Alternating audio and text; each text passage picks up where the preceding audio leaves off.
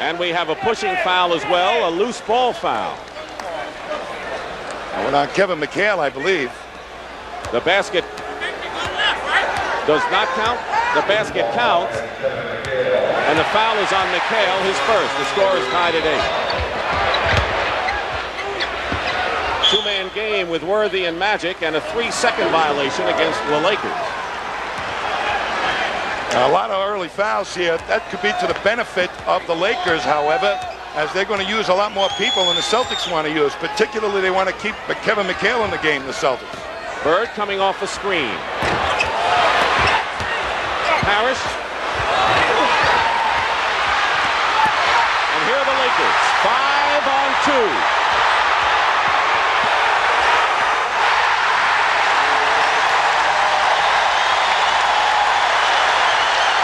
Dennis Johnson comes right back for the Celtics. And now the game turns into the track meet that the Lakers want so badly. Worthy. All alone, Rambis. Celtics now pushing it up. But Parish and McHale getting a little bit tired early. Dennis Johnson is short. Rambis, who is averaging 8 rebounds coming into this game.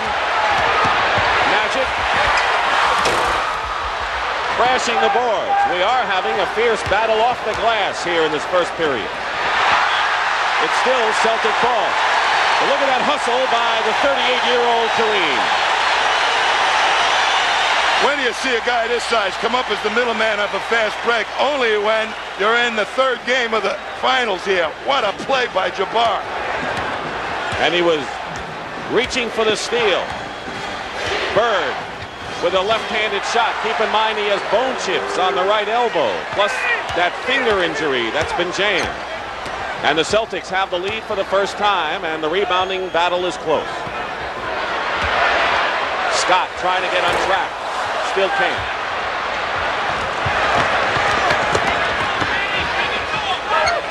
Bird's a trailer here. And Bird is ice cold off the start of this game. Scott, with the Celtics back on defense, is fouled and will go to the line and shoot. Smart to take it all the way in, Tommy. Well, the Celtics were still retreating, and he has that great burst of speed to take it to the hoop and uses it. Celtics by 2 in a high-powered game. 6:31 remaining in the first period here in an enthusiastic forum in Inglewood, where the Celtics, with their first lead of the game, over the Lakers 12-10, and these teams are still feeling each other out strategy-wise in this opening quarter. The matchup that was so effective in Game 2 of having Magic Johnson guard Danny Ainge allowed him to get in the open court once the Lakers gained possession of the ball. The Celtics have adjusted to that. DJ couldn't get to him quite quick enough in Game 2. Now they're letting Ainge stay with him until they can conveniently release him, or he can conveniently release him to DJ. So that ought to slow down that advance of the ball of the Lakers a little bit more than it did in Game 2.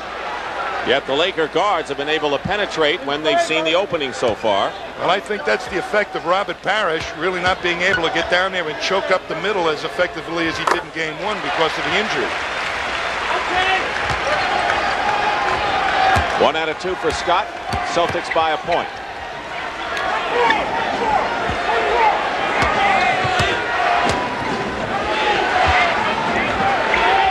McHale looking into Larry Bird, and he had Kareem, but it was Parish who tipped the ball in.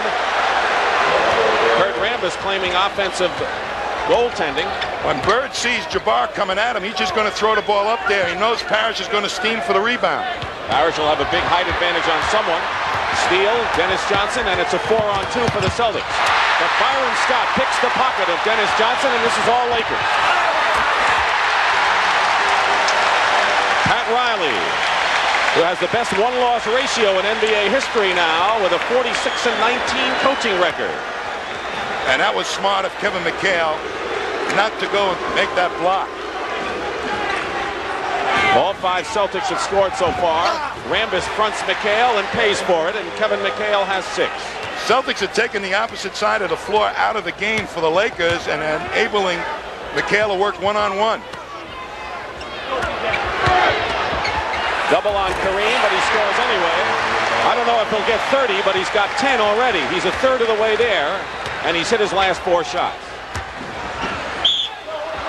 No basket. And the foul on Kareem, fouling Robert Parish. That's number 1 on Abdul-Jabbar. And Bob McAdoo is in. What's the significance of this first substitution? They're hoping, the Lakers, to use the likes of McAdoo, Kupchak, Rambis to have 24 fouls and totally put Kevin McHale through a torture test of aggressive play, banging him on the board. So McAdoo, very important right now to play McHale tough.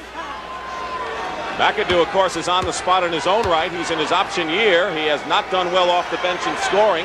He's shooting 35%, and perhaps his future with the Lakers is in doubt. And the Lakers have not gotten a point out of their front line. Boston by 3. Under 5 to play, first period. McAdoo, good start for him. That's what they want from him. Pat Riley said, we need points from Bob McAdoo. Bird is gambling off him too much. McHale gets it in low. Blocked by Kareem, but a foul. Bob McAdoo will have his hands full against Kevin McHale, and the foul is against Robert.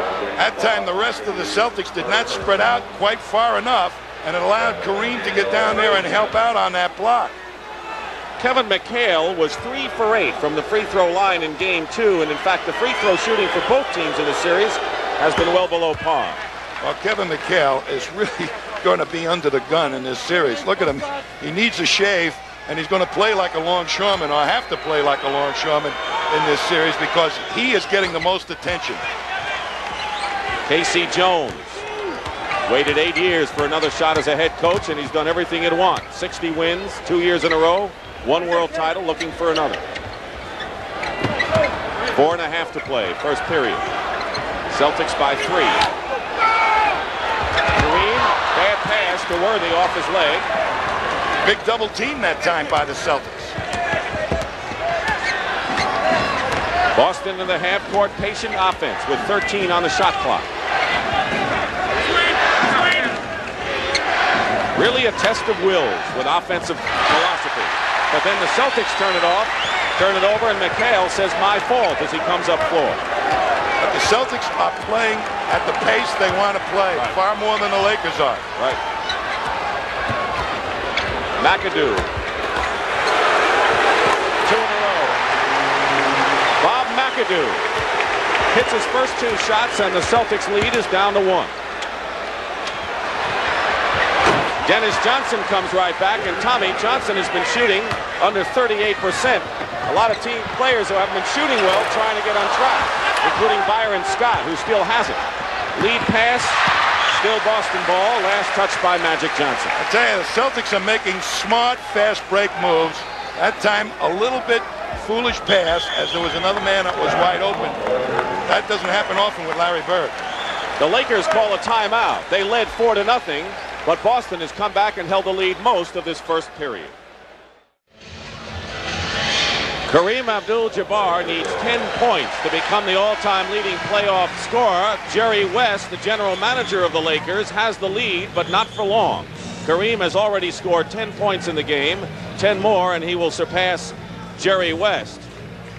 And there is the ageless Abdul-Jabbar, who last year broke Wilt Chamberlain's record, had a book coming out, rebuilt his home after a fire a couple of years ago, broke up with his girlfriend, and frankly admitted he didn't have the concentration that he had this year, and he played younger this season.